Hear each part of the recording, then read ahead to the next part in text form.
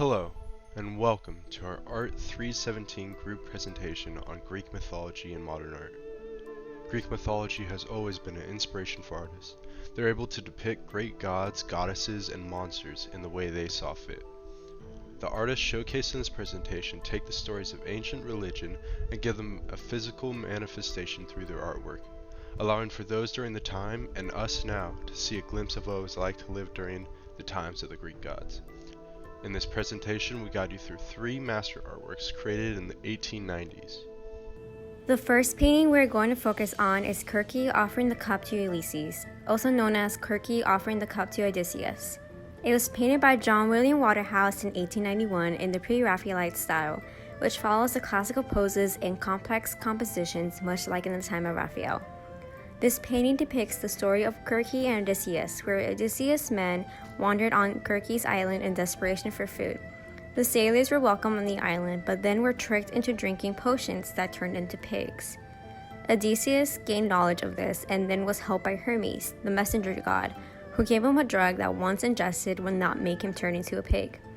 This painting depicts the exact moment where Odysseus confronts Circe and she tries to trick him into drinking her wine. Circe is depicted as a sexually powerful and dangerous temptress. She stares directly towards the viewer, similarly to Manet's Olympia. This painting was created during the Victorian era, where sex was seen solely exclusive for procreation.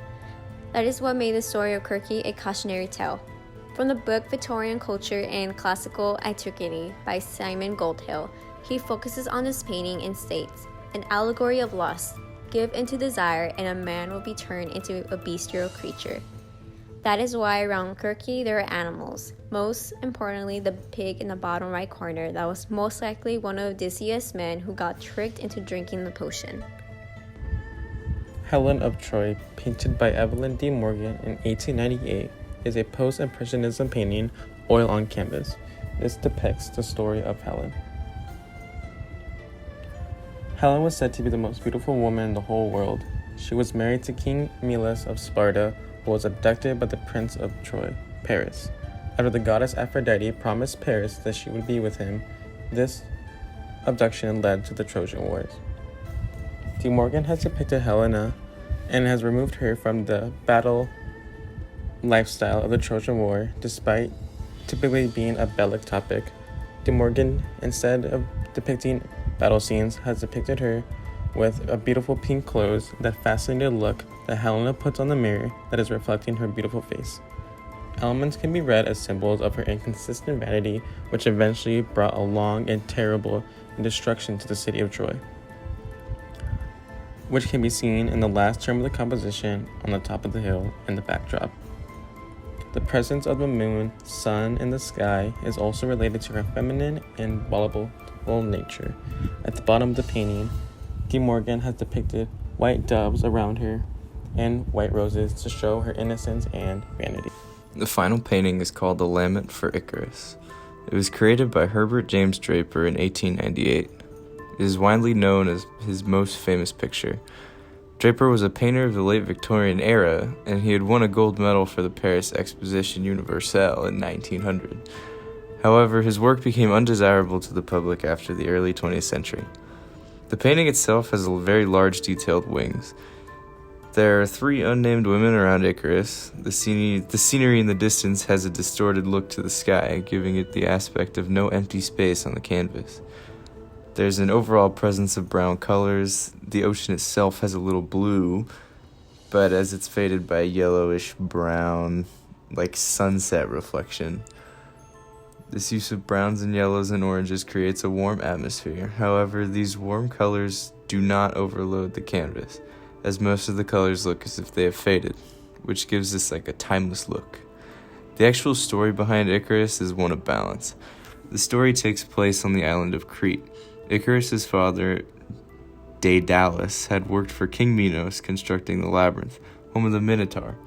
At the time, many people did not know that the king was hiding the Minotaur, so King Minos decided to imprison Icarus and Daedalus in one of his towers so word wouldn't escape. Lucky for Icarus, Daedalus came up with a plan to escape. He would fashion 2 sets of wings using feathers dropped by flying birds and wax. After he created the wings, he told Icarus not to fly too high, or the sun would melt the wax.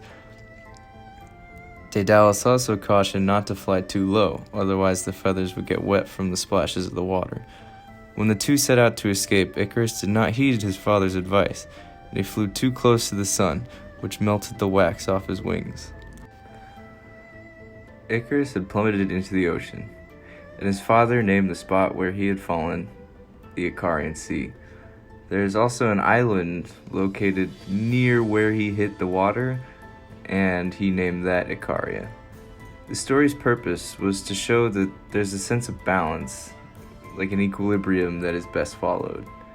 In the painting, we see Draper's vision of Icarus with his wings intact, as well as being on a rock instead of the ocean. Draper's inclusion of the wings was a good move on his part, as the feathers are very detailed, as well as taking up most of the scene. It's almost as if they look divine and powerful. Thank you for watching our presentation. We had a great time making this project, and all of us have earned a deeper understanding of Greek mythology artwork as a result.